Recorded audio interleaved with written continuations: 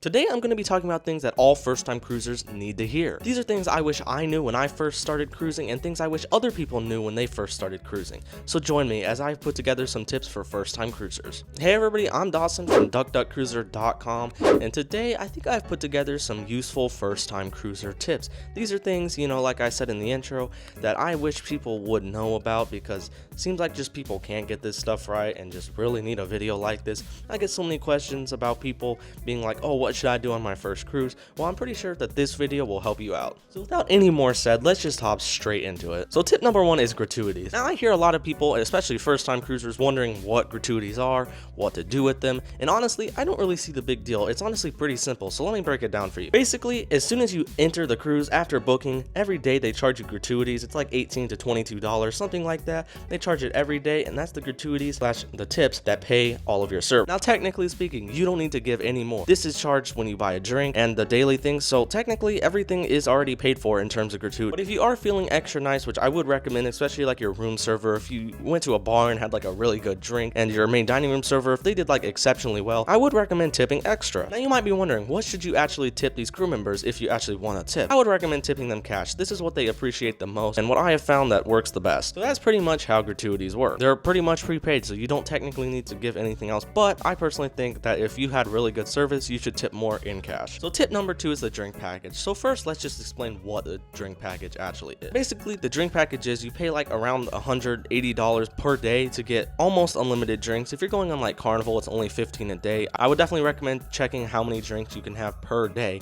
but on most cruises, it's pretty much unlimited. You can pretty much order any drink that you want. You just got to check if it fits between the price. So some it's like 15, some it's 20. You just got to read the fine print. This also includes Cokes and anything like that, but usually things like Starbucks on board is not included with this. So I would only recommend buying the drink package if you drink a lot, because if you're drinking like 8 to 10 drinks per day per person, it honestly is probably worth it. But if you're not, it might not be worth it. Now, if you do decide to get the drink package or got it and didn't realize how much you actually drink, picture you don't drink enough, but you got it on accident or whatever, there is a way to kind of save you. I would definitely recommend getting like everything you can. So whenever you want to drink, just get a drink. Get Cokes, get sparkling waters, get flavored drinks, smoothies from certain places like not Starbucks, but the included coffee station and the spa cafe or whatever like that. That stuff is included with your drink package. So if you do decide to get the drink package, make sure to use it to the fullest. Otherwise, if you're looking at yourself and being like, I don't really drink that many drinks, like I'm not some heavy chain drinker, so maybe you don't need it then. Alright, so tip number three, kind of talking about what's included in the drink package, is just what's included in general. I hear a lot of people ask, hey, what's included? Is there free food? Do you have to pay for it? Is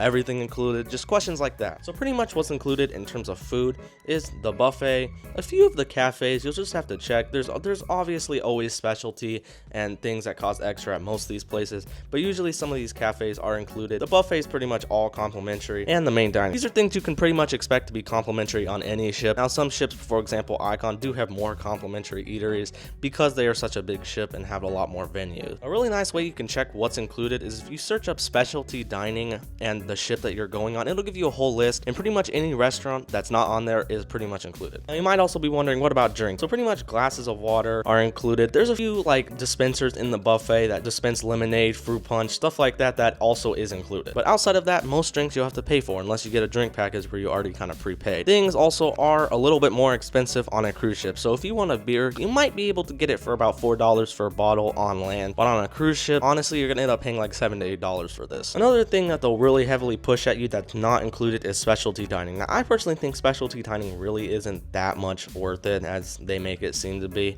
I think if you have a special occasion, it's a good idea, but I personally don't think specialty dining is really worth it. They will push this at you a lot nowadays, especially on some of these cruises that I've just recently been on. They push this specialty dining like it's the brand new huge Lamborghini of cruising. But that they're pushing at you is not free, and it usually costs like $60 to $100 per person. So I don't think that's worth it, but that is definitely not included.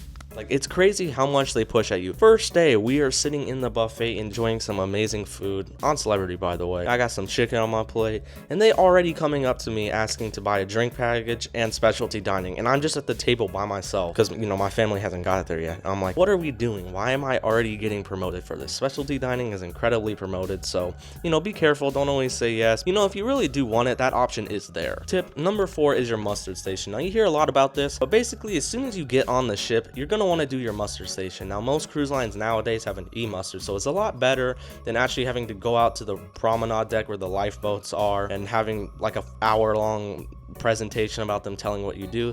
You basically now you just get on board, you find your mustard station, so that's like E1, A2, A1, whatever.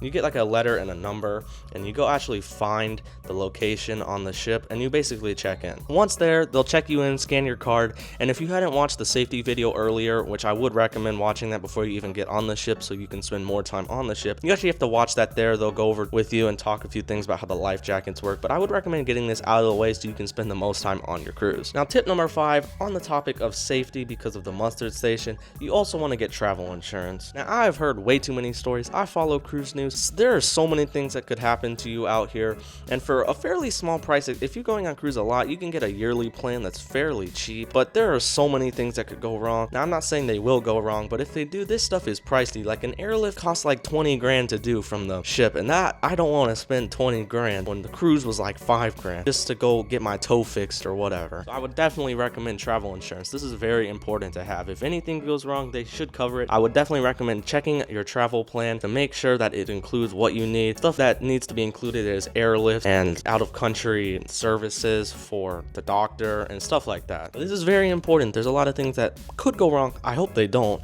I genuinely hope they don't at all. But there are things that could go wrong. So worst case comes to worst, you might want to have travel insurance. Tip number 6 is bring your passport or documents that you have. So I would recommend checking with the countries of where you're going. So if you're going to Nassau, the Bahamas, or Coco Cay, or wherever you might be going, I would just check and see what documents you might need to bring. Now, going to some places, especially in the Bahamas, you might not need your passport. You might just need a birth certificate. I know a lot of people do this, but I would always recommend just checking the location of where you need to go and what docs are required. Let me tell you, it would absolutely suck getting all the way to the cruise and not having a passport and not being able to get on, or getting stuck in some country because you don't have a passport. I would recommend honestly just getting a passport because it does make things a lot easier, but I understand if you don't want to do that. I would just honestly check where you're going and make sure that you have the right documents. Another thing is, if you do have these documents, you could have all the documents, but if you lose them or misplace them or forget them, it's a really good idea to have a photo of these documents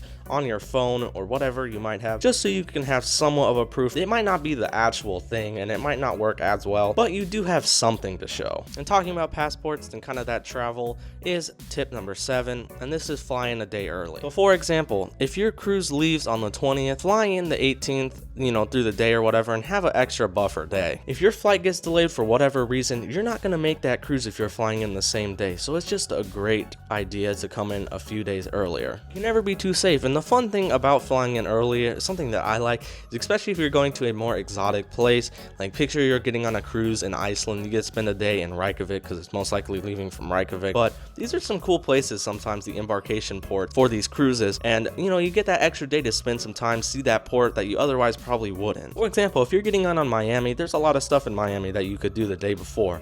There's some cool museums, you could just look around the city. There's a huge mansion that you can check out. It's honestly pretty cool. I would definitely recommend flying in a few days before, just so you can be safe and make sure that you make the cruise. And that brings us to tip number 8, which is to bring a small bag on board. Now you might be like, oh, I drop off the luggage, now I'm just walking on the ship. That's not a good idea. I think you should bring a bag, and in this bag you can have some prescriptions or anything you might need that you won't be able to get for like a few hours because the bag don't come to the room till later the night. But it's just a good idea to have this little bag. I especially recommend if you want to go swimming to bring some swim trunks or anything like that, some sunscreen, whatever, because the earlier you get on, the more time you have on the ship, so you can just go swimming straight away, get a good spot or whatever. It's just a good idea to bring it, especially going on these bigger ships. Some of the lines fill up, so being able to do this the first day, embarkation day, as soon as you get on is a good idea. And tip number 9 is actually to check in as soon as possible. By checking in like right when check-in opens, you can get the earliest boarding time, so you can basically spend the most time on your cruise. I especially recommend this for a weekend cruise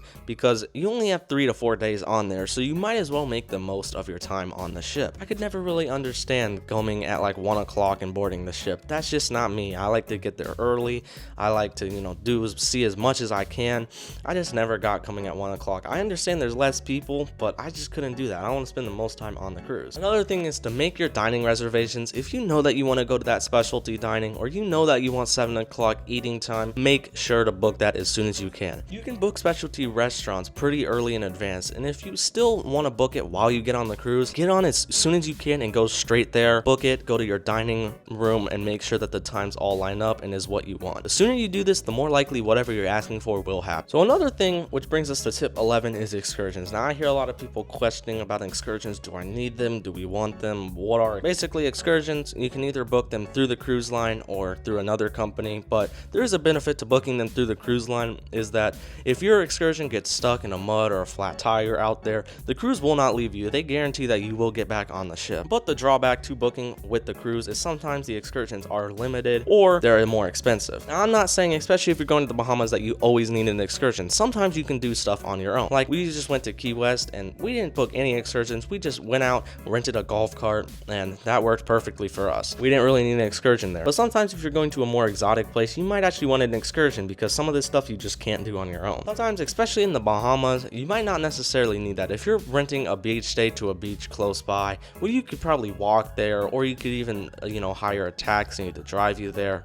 Stuff like that, you might not actually need an excursion, but there is always that option. I would also recommend, if you are going to a more exotic place or know that you want the excursion, the earlier you book, the better, because some of these excursions definitely do fill out early. And do also note that a lot of these excursions are earlier in the morning, so you might have to plan to wake up a little bit earlier. Another thing that is so important that many people don't do, like I just watched a video about it that somebody got billed like $1,800 for this, not putting your phone in airplane mode. This is so important. I can't even describe how much it is. Your phone, if you don't turn it to airplane mode, will go into roaming mode and rack up these massive bills that you have to pay at sea, and it is not fun because these aren't no cheap bills either. These are like $1,300 for a weekend cruise. This is something that you just have to do. Even if you have the ship's Wi-Fi, you still need to put on airplane mode because Wi-Fi still works with airplane mode. Same with Bluetooth. It's just cellular. You don't want to rack up all of this. Now, another thing with this is airplane mode. You might be like, oh, you can't call or whatever. You can enable Wi-Fi calling, and this works the exact same. It just uses Wi-Fi. This is if you have the Wi-Fi package. Otherwise, just put it in airplane mode. I honestly like doing that anyways. Not only does it benefit me and that I'm not getting insane cellular bills, is that it's just a way to disconnect. Another important thing that you need to be doing with tip number 13 is room selection. Now, your room selection is very important. You need to understand that where you pick the location of your cabin can play a huge role in your experience. Booking a cabin all the way in the top front can lead to a lot more motion than somewhere in the middle low. Now, the best place if you get seasick is the middle of the ship and lower down because there's less rocking there, but sometimes those honestly don't provide the best view. Now, if you're going somewhere like the Caribbean, you might not need to be so specific with the middle of the ship because there might not be as rocky of a area. But if you're going somewhere like the Atlantic where you know you might get seasick, you definitely want to be picking a cabin that is smart in terms of seasickness. But you definitely want to be picking the right cabin. This can make or break your cruise. You got to make sure that there aren't any loud venues, you aren't under the pool deck or anything like that, because you will keep you up all night. Just a few months ago, we were on Icon of the Seas. We were right above the piano bar and we could barely sleep. We had to move rooms. It was so loud. It was like vibrating the whole room. We had to move rooms. It was awful. But just remember to check, see what's around your room, look at the maps of your cruise, see where things are, and just book accordingly to that. And that brings us to tip number 14. I honestly think this is super important to make the most of your cruise, and this is to not worry and expect that if something goes wrong, don't let it ruin your cruise. I never understood why some people, the littlest thing goes wrong, like, oh, the formal night shirt got wrinkled. Like, it's not the end of the world. Don't let that ruin your cruise. You're on a cruise, you're having a fun time. Don't let the littlest thing ruin your cruise. Even if something fairly big happened, still make sure to enjoy your cruise. Just take a deep breath and just enjoy your time. You paid money to be here, to be happy, not to be sad. Make the most of the time. That brings us to tip 15, and that's to bring any prescriptions or anything you actually need. So if you know that you need medicine throughout this cruise, feel free to bring it because the cruises are fairly free on this. Now, if you are questioning your medicine, like if you have CBD or something like that, make sure to check that's not in the prohibited items. But bring any prescriptions you might need and just make sure that you have your medicine. And that brings us to tip 16, and that's what's actually to pack. Now, if you're curious what to pack, I got a video right here that talks all about a packing list that you can do. You can also check out the full packing list on duckduckcruiser.com. I hope you guys did enjoy today's video. Make sure to like and subscribe. Like I said, I got that packing video right here, and I got another cool video here that if you want to check that. I hope you guys did enjoy today's video, and make sure to have a ducky day. I'm not sick, I promise you. It's the morning.